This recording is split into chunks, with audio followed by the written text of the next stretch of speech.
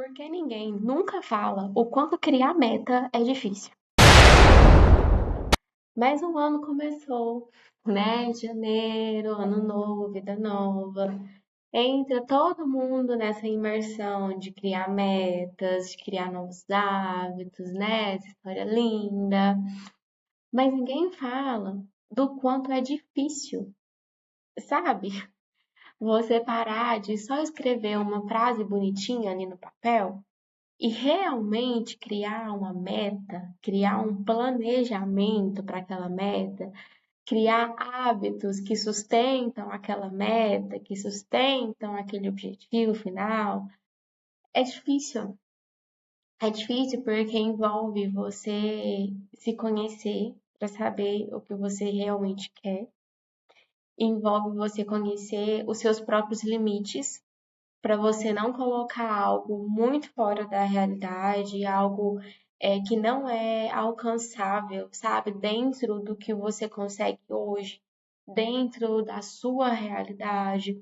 A gente coloca, às vezes, uma meta assim gigantesca, totalmente assim, fora da nossa realidade, e que é difícil de implantar, é difícil de implementar ali no dia a dia, é difícil de realmente conseguir colocar aquilo em prática. E aí a gente se frustra porque aí não dá certo e aí a gente desiste. Então, a gente precisa sim, sabe, criar metas e sonhar e ter objetivos grandes, mas pensado de forma estratégica, pensado de forma real, sabe? Sem só colocar uma frase bonitinha ali no papel. E isso é muito difícil, sabe? A gente entender que a gente precisa ser realista na hora de fazer as nossas metas, na hora de ver o que, que realmente é compatível com a nossa realidade, com a nossa rotina, com a nossa vida, e criar formas de, durante mesmo o nosso dia a dia, a gente ir conquistando aos pouquinhos aquela meta final, né? Porque senão chega dezembro e aí continua ali a meta linda no papel, mas que a gente não conseguiu ir construindo ela no dia a dia, né? E é sobre isso que eu quero falar hoje. Compartilhando um pouquinho do meu processo pessoal para a criação de metas para 2026, né? Quando eu sentei pela primeira vez para escrever as minhas metas para esse ano, eu não consegui. Eu encarava ali a folha e ficava, o quê? Quais são as minhas metas? O que que eu quero? Ai, meu Deus, socorro.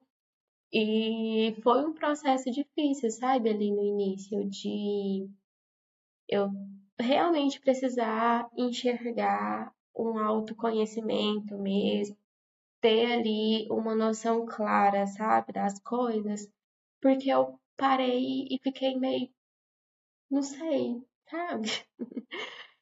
E eu fui tentar analisar então o meu 2025.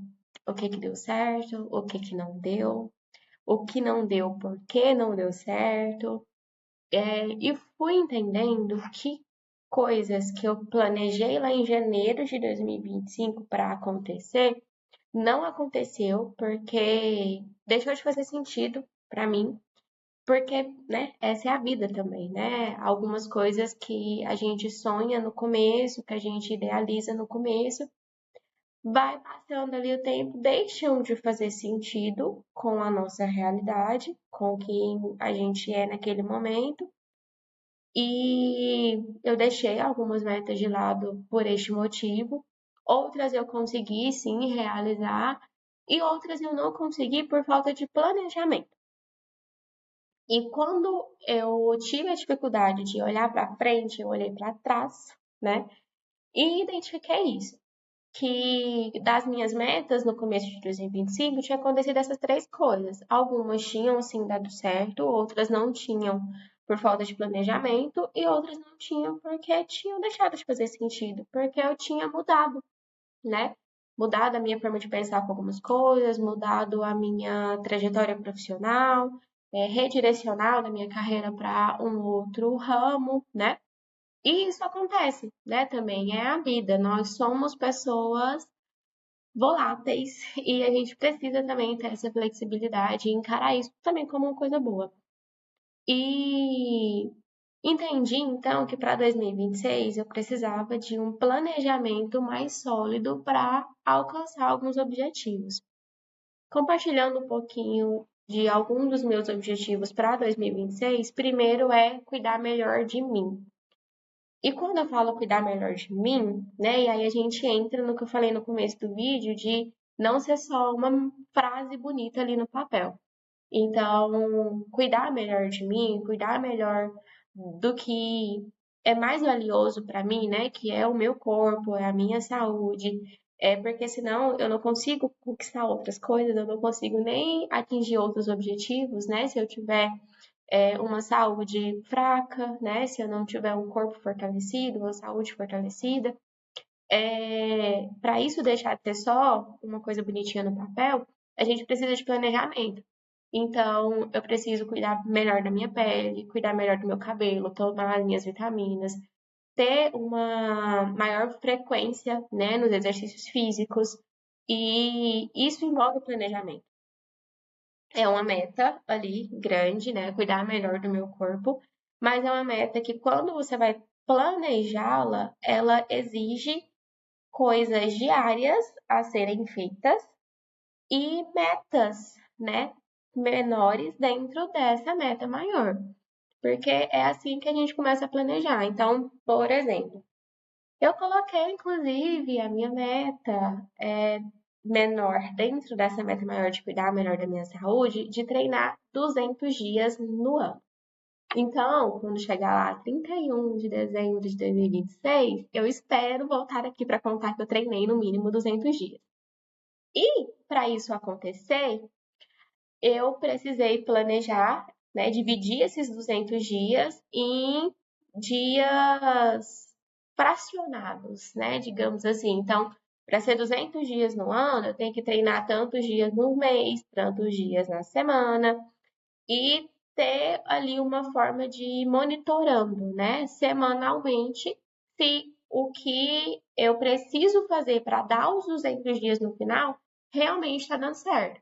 E aí dá uma média aí de 4 dias por semana. Então, eu preciso treinar 4 dias por semana para lá, dia 31 de dezembro, eu conseguir essa meta maior dos 200 dias treinados, né? Então, dando um exemplo para vocês, né? Cuidar melhor da minha saúde, melhor do meu corpo, treinar 200 dias, treinar 4 vezes na semana. Então, a gente vai afunilando mesmo, né? Essa meta até a gente chegar no dia a dia o que a gente precisa fazer para atingir aquele objetivo final. E isso é algo que a gente tem que pensar com calma, com cuidado, porque aí entende que se eu coloco uma meta muito fora da realidade, não, eu vou treinar 250.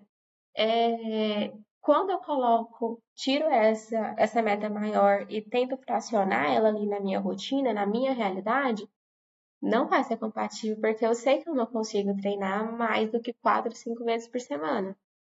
E aí vai chegar 31 de dezembro, eu não vou ter atingido a meta de 250 e aí eu vou ficar frustrada. Ou, sei lá, chegou junho e eu vi que tá muito longe, pronto, eu já chuto o balde, não vai dar certo e pronto, e desisto. Então, a gente precisa pensar de forma realista, dentro da nossa realidade, dentro do que a gente consegue, que não seja 200 dias, que eu ainda não consigo treinar 4 dias por semana. Eu consigo treinar 3, eu consigo ir na academia, eu consigo ir no parque, eu consigo fazer uma caminhada na rua, 3 dias na semana. Ok, essa é a sua realidade, mas também, se é algo possível de fazer, faça.